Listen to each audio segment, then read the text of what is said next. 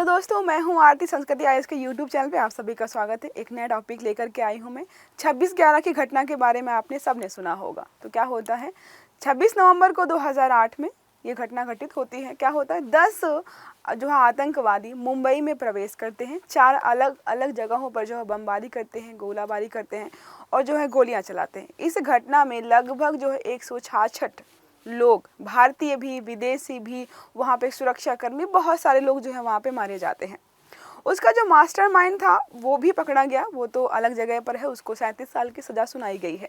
उसके साथ जो बात अगर करें मोस्ट इम्पॉर्टेंट, जिसने फंडिंग की थी, आतंकवादी संगठनों को चलाने की सबसे ज़्यादा ज़रूरी होता है फंडिंग, पैसा, उसी से गोला बारूद और अलग अलग जगहों पर ट्रैवल एक्सपेंसेस जो है कवर किए जाते हैं। तो जिसका नाम है तहव्वुर राणा अमेरिका की जेल में वहाँ पे बंद है। वहाँ पर क्या प्रत्यर्पण संधि जो है भारत और अमेरिका के बीच हुई है। तो प्रत्यर्पण संधि का मतलब ये होता है कि अगर कोई व्यक्ति यहाँ भारत की भूमि पर कोई भी अपराध करता है और जो है वो भाग जाता है दूसरे देश में, तो दूसरे देश की जिम्मेदारी बनती है कि उस अपराधी को जो है भारत में भेजे। तो इसी प्रत्यर्पण संधि के तहत जो है अमेरिका से जो है भारत लाए जाने की बात की जा रही थी। लेकिन क्या है, उसने जो है अमेरिका के हाई कोर्ट में जो है अमेरिका के सुप्रीम कोर्ट में जो है उसने जो है एक तरीके से अर्जी डाली कि मुझे जो है भारत ना भेजा जाए।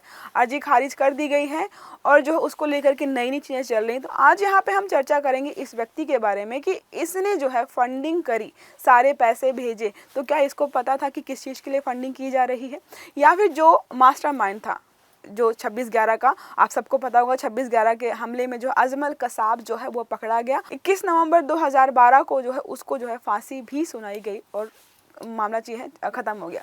तो ये सब चीज़ें हम जो है लगातार जो है बहुत बार हम जो है पढ़ते रहते हैं। हर बार जो है जब भी ये दिन आता है उसके रूप में हम याद करते हैं कितने सारे लोगों ने जो है वहाँ पे अपनी जान गंवाई, भारतीय विदेशी सब। तो आज की न्यूज़ में ये है कि 26/11 का जो आरोपी है तहव्वुर राणा, प्रत्यर्पण से बचने के लिए सुप्रीम कोर्ट, ये सुप्रीम कोर्ट जो है भारत का नहीं है, अमेरिका का सुप्रीम कोर्ट है, उसमें जो है अर्जी दायर की है बंदी प्रत्यक्षीकरण कि जबरदस्ती किसी को जो है बंदी बना के रखा गया है। और इसका जो है यही कहना है कि ना तो मुझे भारत भेजो ना ही मुझे पाकिस्तान भेजो।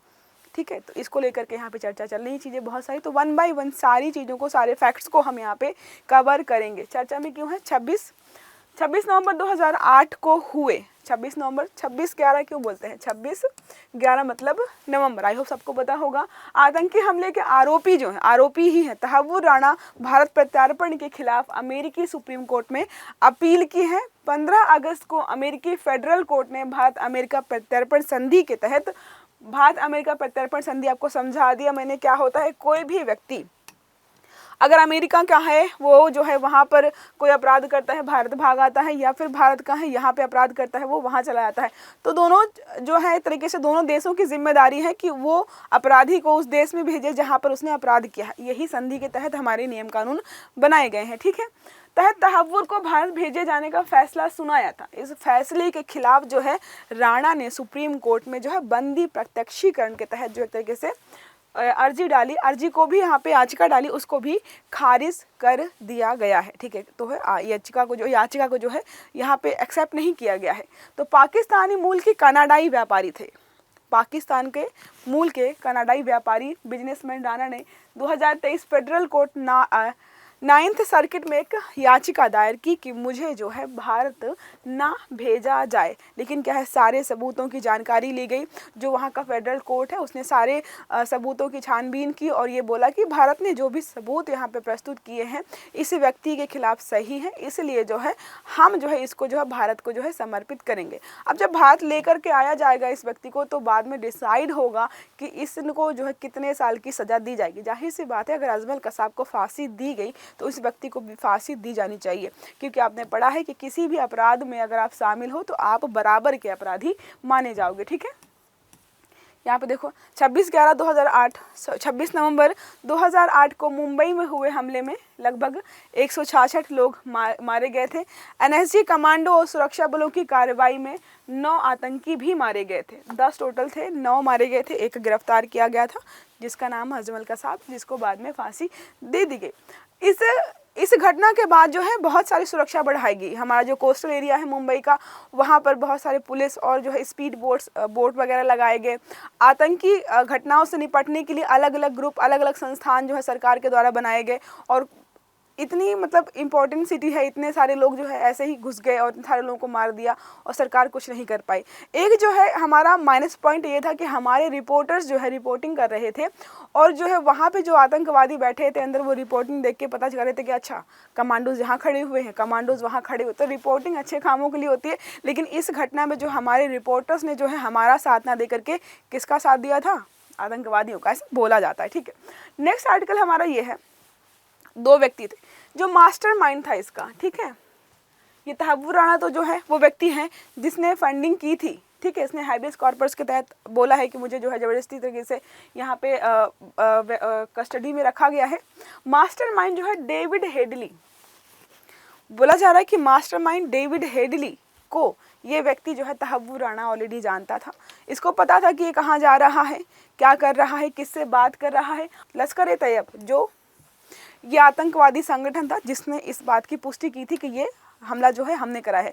जब भी ऐसी घटनाएं होती हैं तो बड़े बड़े आतंकवादी संगठन जो है आकर के बोलते हैं कि यह जो हमला है हमने कराया है, क्योंकि उनको शायद इस बात से किक मिलती होगी। ठीक है, तो यहाँ पे जो है इस संस्था से ये व्यक्ति जुड़ा हुआ था, डेविड हेडली। और डेविड हेडली को जो है तहव्वुर राणा जो जानता था, सारी गतिविधियों पे नज़र थी, सब कुछ पता था, फिर भी जो है सरकार को या फिर जो है इस घटना को रोकने का प्रयास नहीं किया। साथ में जो है पैसे दिए इस घटना को आगे बढ़ाने के लिए। इसलिए जो भारत में आएंगे तो जाहिर सी बात है इस व्यक्ति को जो है फांसी की या उम्र कैद की मिनिमम सज़ा सुनाई जाएगी। हमारे लिए आर्टिकल इसलिए ज़रूरी था कि हमें जानना था कि भारत और अमेरिका की भी जो प्रत्यार्पण संधि है आखिर वो क्या है।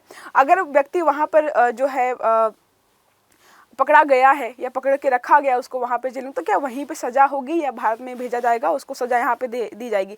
जो हेडली है उसको सज़ा वहाँ पे 37 साल की ऑलरेडी हो गई है, तो उसको जो है भारत में लाना या पाकिस्तान में भेजना थोड़ा मुश्किल होगा, ये नामुमकिन सा लग रहा है, क्योंकि वो ऑलरेडी सज़ा काट रहा है। 37 साल की ही सज़ा हुई है, लेकिन अपने आप में कम लग रहा है ना कि मास्टरमाइंड जिसने सारा प्लान बनाया मात्र 37 साल की सज़ा उसको हुई है, उसको फांसी या उम्र कैद की सज़ा नहीं दी गई है। बाकी दूसरा जो व्यक्ति है जिसने जो है फंडिंग की थी उसको यहाँ पर भारत में लाए जाने की बात की जा रही है। तो अगर बात करें कि जो हम प्रत्यार्पण संधि इसकी बात कर रहे हैं, 25 जून 1997 को वाशिंगटन डीसी में जो है ये जो है संधि हस्ताक्षरित की गई थी। उसके बाद से लगातार जो है जब भी ऐसी घटनाएं होती है तो आतंकवादी संगठन का कोई व्यक्ति हो या कोई दोषी व्यक्ति हो, यहाँ से वहाँ ट्रांसफ़र किया जाता है। आपको बताया मैंने कि कोई भी व्यक्ति जो है भारत का है जो यहाँ पे अपराध करके वहाँ भाग जाता है।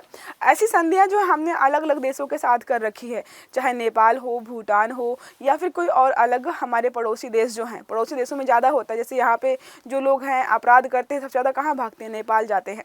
तो अलग अलग देशों के साथ हमने संधियाँ कर रखी, लेकिन अभी चर्चा में था इसलिए हमने बता दिया।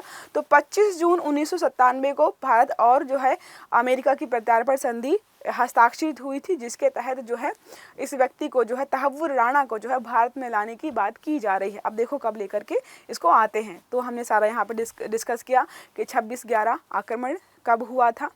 26 नवंबर 2008 में ये घटना मुंबई में हुई। 10 आतंकवादी बाहर से आए, उन्होंने 4 जगह पर हमला किया, बमबारी की, गोला बारूद फेंका, गोलीबारी की। बहुत सारे लोग, लगभग 166 लोग मारे गए। 9 आतंकी भी मारे गए थे। एक अजमल कसाब जो है आतंकी था उसको पकड़ा गया और जो है उसको 2012 में फांसी दे दी गई। ठीक है, तो ये हमारा सारा आज का आर्टिकल। आई होप आपको समझ में आया होगा। बहुत छोटा आर्टिकल था, बहुत ज़्यादा चीज़ें इसमें थी नहीं। अगर वीडियो अच्छा लगा है तो लाइक करिएगा, चैनल को सब्सक्राइब करिएगा, सारे वीडियो टाइम से मिले इसके लिए बेल आइकन जरूर दबाइएगा। Have a good day, thank you.